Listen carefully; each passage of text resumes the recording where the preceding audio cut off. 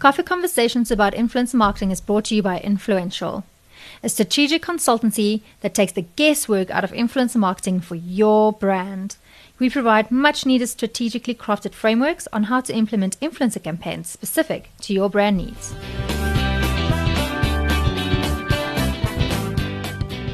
Ladies and gentlemen, welcome to another fabulous edition of Coffee Conversations about Influencer Marketing. And as usual, I'm not flying solo. My partner in influence, N. Welcome to it. Hello. Welcome back, everyone. Welcome back. How's been your week so far? It's been busy, but it's been good. And it's finally summer. So fewer layers. Very happy about that. Nice one. And we have two special guests today, ladies and gentlemen. But before we get into it, please don't forget to follow this conversation on all of our social media assets. Let's keep this big and going. First guest today is Robbie Nell, and he's MD for Biotronik. Robbie, welcome to it. Thank you for the invite. Thank you so much for making time out to join us. Thank you. And our second guest is a very good friend of mine. He's looking at me funny, but he's a very good friend of mine and an expert in employee advocacy. Kevin, how are you, sir? I'm lekker. How's everyone? Okay, Good. Kevin is co-founder of The Internship, and today we want to talk about that congruence between I think the thing about this program and influencer marketing is that it's mainstreamed throughout time, and it's given rise to other platforms and other industries. And so today we want to talk about one of those supporting platforms, and it's employee advocacy. But let's start with you, Rob. Tell us more about yourself first and the brand that you represent. Okay, I'm Robbie Nell. I've been in the medical industry for 21 years now. All right. For the first 10 years was in pharmaceutical, and the past 11 years was in the medtech, which means medical devices. I'm currently at Biotronik, South Africa. Our product portfolio is we mainly in cardiology, where we it's a niche market, so our main products are stents and pacemakers. Okay. So my head office, my international head office is in Berlin. So we're a German company, privately owned, was founded in 1963 in Berlin. All right. Okay, so it's got a long history and we can trust your product. Yes. Fantastic. Yes. All right. And who is Biotronik's target market? The target market is the cardiologists and also the allied professionals, which is your clinical technologists, your nurses, your radiographers. Yeah. So it's all that's involved in the cardiology. Okay, so your target market is obviously more B2B. You obviously don't sell to the end consumers. So I can't come straight to you and be like, hey, Rob, give me a bit of a stint there. Yes. Yeah, unfortunately, yes. We're not selling multivitamins or so, because that you can do to the end user. Absolutely. So yes, our target market and the way we conduct our marketing is limited, because we subscribe to our medtech rules. So yeah. That was my next question. It must limit your marketing to some extent, because you don't have everything that is to people that want to market to consumers. Yes. So what kind of marketing do you do currently? Well, we do a lot of marketing directly to our customers, which is the cardiologist and our allied professionals. And it's very driven by clinical studies that we are allowed to discuss with them. So it's studies pertaining to cardiology. And now recently I just returned from Paris last week, and that's where we got some very positive data on our drug-eluting stent. All right. Amazing. And that we can convey to our customers. Yeah. But not patients. But not patients, that they would trust their cardiologist to Yes, obviously that's do correct. the best for them. Yeah. So what is your strategy behind your bigger marketing strategy? Well, I know when I started, the strategy was to promote the organization itself, the Biotronik name, and then afterwards we promote, and is very niche towards every single product we have. So there's features and benefits. So our marketing strategy is to get our name out there, to get our product name out there, to expand our footprint, and to get more airtime in the cath labs. Okay, perfect. So more big awareness. Yes. So when doctors are choosing, have a lot of brands to choose from, they go for Biotronik. Yes. Perfect. Kevin, you obviously are an expert in employee advocacy. Maybe can you break it down for our listeners? What is it essentially? Okay, so I'm going to answer as a one-eyed man in the land of the blind. So the expert thing doesn't sit so comfortably. But anyway, yeah. So effectively, what it is it's allowing and giving the freedom of your own employees who potentially just sitting there and you're not utilizing them as an asset, which actually is there, and giving them the freedom and the guidance to actually help you promote your brand. And in short, that's what it is. And obviously, with the advent of the internet and obviously social media, it's really just an extension of conversations which those people might have been having in an offline basis anyway. So they around a bar, a church, or whatever else, and allowing them to have those conversations maybe a little more formally, a little more in a structured way on social media. There's a quid pro quo which happens there. So basically, the employees get to borrow from the equity of the brand. They build their own personal professional profiles and in turn lend some of their equity back to the brand. Yeah. And that's the loop. Well, what I like about that is it almost sounds like it's a no-brainer idea, because every brand has employees and you're like, oh yeah, there you go. Go. But what is the uptake in the local market? Is everybody clamoring for it, or? So perhaps to answer, it's requiring a sort of a fundamental mind shift, and it starts with understanding that the world has and is fundamentally changed and changing. So that's the first thing that needs to come across. So obviously you have a lot of old marketing traditions and maybe even older, I include myself into that pile, older people making marketing decisions. And this is new stuff which is coming through. So that's the first sort of mindset change that has to happen. But once that's happened, there's very much, we haven't had a discussion with any potential customer or client that there hasn't been like, this can work and will work. It's really then just about trying to understand how to fit it into the rest of the marketing strategy. This is not about replacing any marketing channels. This is about just adding this as an additional marketing channel into the whole. All right. Okay, amazing. So Rob, obviously we're speaking about employee advocacy today, and you're here because Biotronik is one of the first companies in South Africa who's really embraced it and run with it. So can you tell us, where did you hear about employee advocacy, and why were you interested in this concept? As Kevin mentioned, you can only do as much with your employees in the field on the marketing side. Sure. And I've known Peter now, one of Kevin's colleagues, for years now. Our kids was in school together, they're the same age.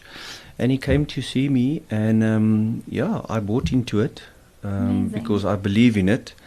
And I believe you utilize your intel, which is our employees, to use another platform to get our name out there and what we want to discuss. Correct. And especially on this platform that we are, it's a professional platform, and this is the way we're doing our marketing as well. And just to give you some background, I'm with Biotronik now for 6.5 years, and when I joined, there was about, I think, 51 or 49 or 51,000 followers. I think we're close to 60,000 now. Oh, amazing. That's Biotronik International. And just recently, and when we started this internship campaign, I identified 10 of my people, including me. So it was from sales, from marketing, from our office staff. So it was a good sample, a dipstick. Yeah. So I recently returned from Berlin. We had a global sales meeting, and one of the topics was their social media.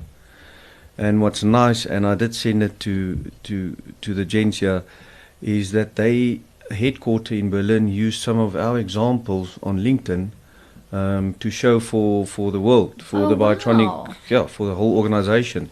And that's one thing. I'm sold. I actually had my boss here a few weeks ago, Joe Staub, which is based in Berlin, and I called Peter over for a meeting. He showed him what we've done as South Africa.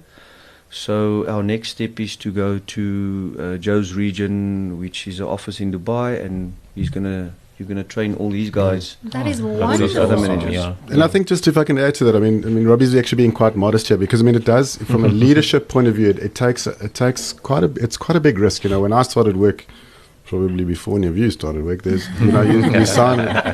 you'd sign this document which is 50 pages thick about only the grey-suited gentleman in the corner office was allowed to make any statements on press and stuff. So this is a big leap for businesses, especially with. There's a lot of sensitivity around, Robbie explained it earlier, around who he may communicate with, what levels he can communicate. So there's a lot of trust that has to go through to the employees as well. And I think to that, even these days, every employee, wherever you go, has to sign kind of social media disclosures saying what they We've can, got our can't do. SOPs. So I think employees in general are really scared to say anything about their company online, just in case they overstep and they get fired or they cause the stock market crash or whatever it may be. So I can imagine that even for you to sell that into your employees and them not being scared to actually embrace it must have been and I must say that's why we got the specialists in. I mean, if you've got a heart problem, you go to a cardiologist. If you want to do professional social media, you go to a specialist. And I must compliment them. They coached us from A to Z.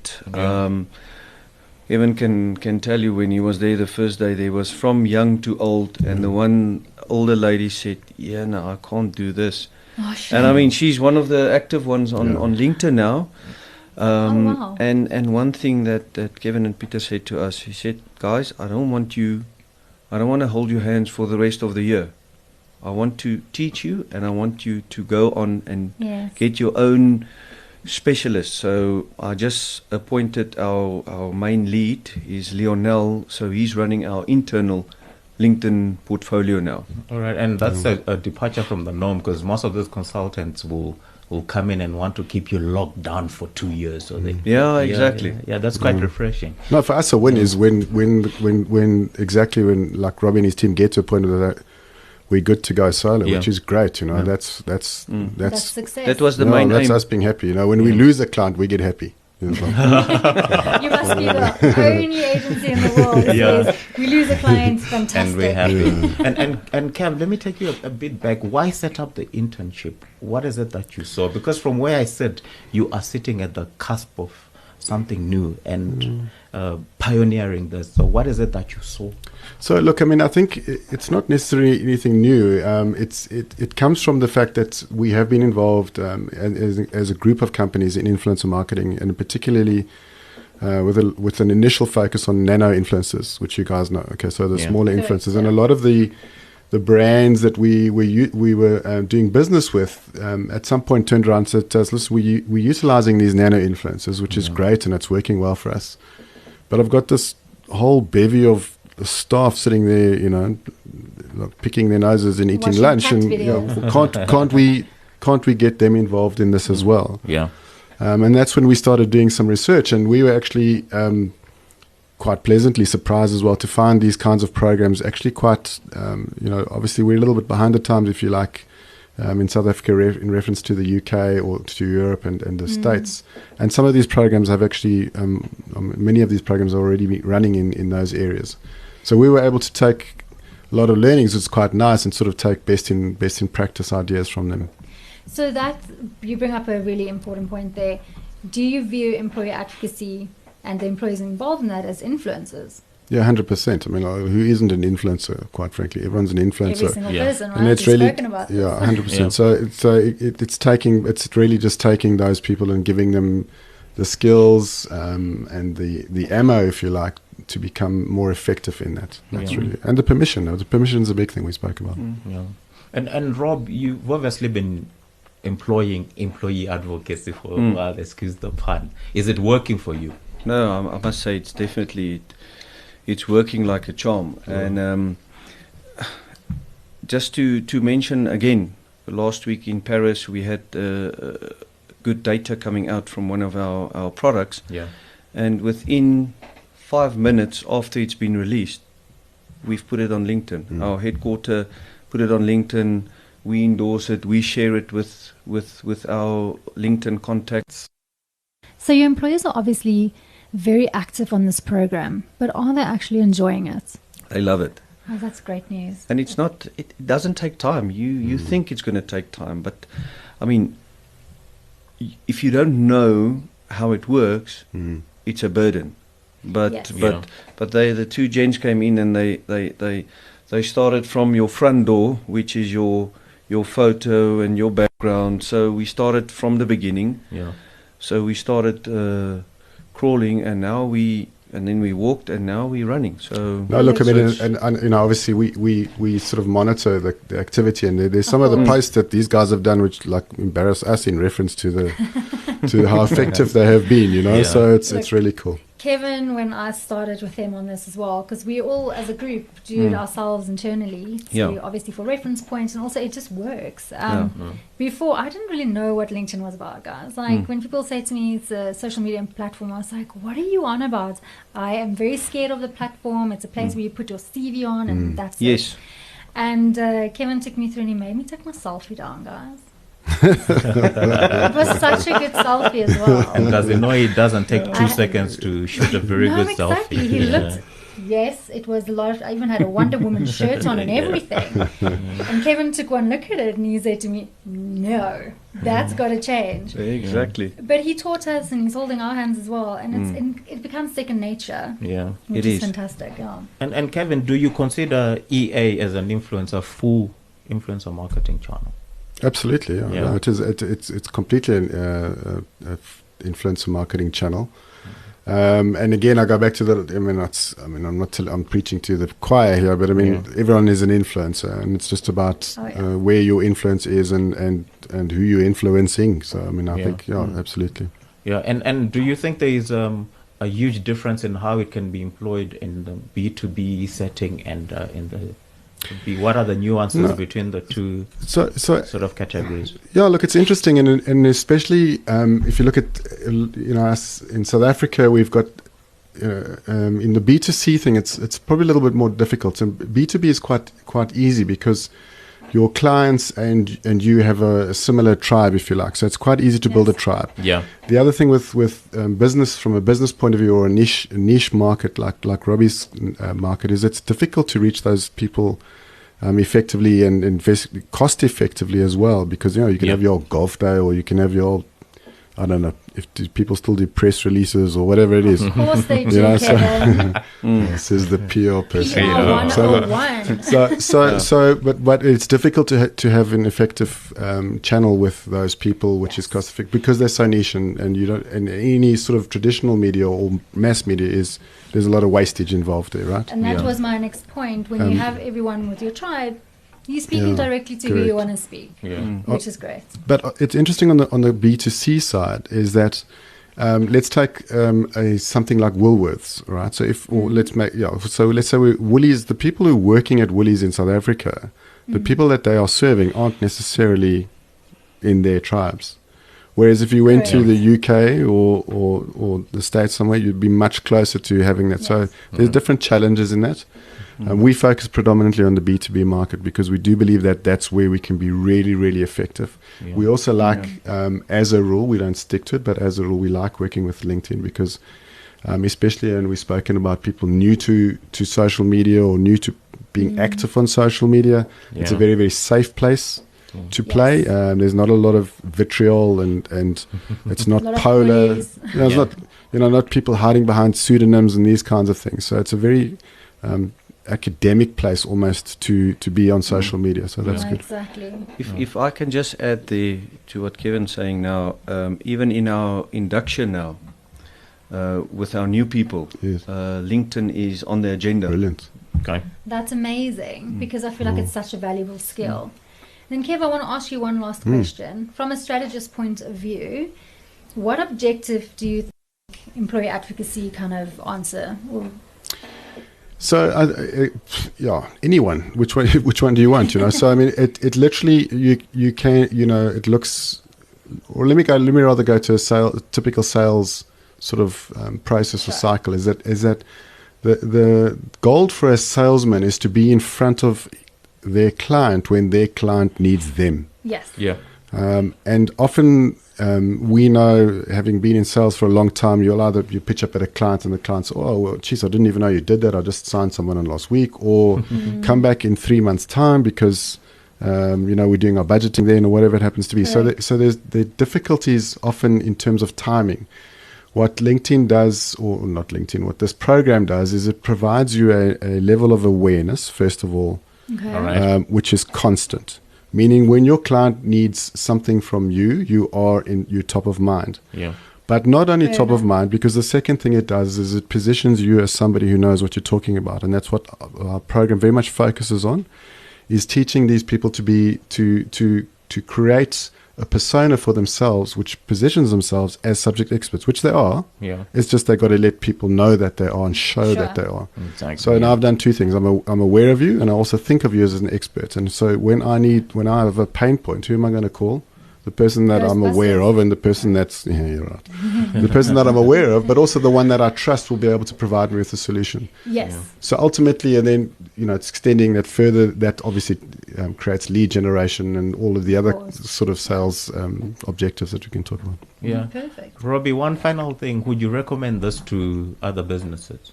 No, without a doubt, definitely. It didn't only help us on our professional level, Yeah. but also on our social corporate responsibility As well. So Yeah. I mean that's what we also put on there. Yeah. That's things that people don't see, and we don't want to advocate it the whole time, but we do it. So Yeah, exactly. it's nice. We need to give back to the community. But to answer your question, I think it's a no-brainer. Yeah. Fantastic. It's a great ending to this podcast. And there you have it. Employer It's a advocacy for no-brainer. the win. Yeah. Thank you so much, gentlemen, for Pleasure. joining Cheers. us. Thanks. Before we go, Robbie, yeah, if yeah. people want to get hold of you on LinkedIn, where can they find you? Yeah, they can just go to Robbie Nell. Okay. They will find me on LinkedIn, and I'm at Biotronik South Africa. Perfect. And you, Kevin, and the internship? Yeah, same. So there we have a LinkedIn page. We have obviously a web page as well. But then if you want to look for me, I'm happy to hook up with me. I'm Kevin Kirby ZA. Because there's a bunch of us. Yeah. Okay. And you'll find me on LinkedIn. All right. So we'll even go a step further. We'll include all of your contacts, links, and where people can find you in our show notes. Perfect. Because obviously the conversation can't end here. Oh, you're more than welcome. Yeah. So thank you so much for joining you us. so much, And Thank you, gents. Jen. it's been a pleasure. Thank you. Always. Until next week, please follow the conversation. We love you, but we have to leave you. Bye, Cheers. everyone. Bye.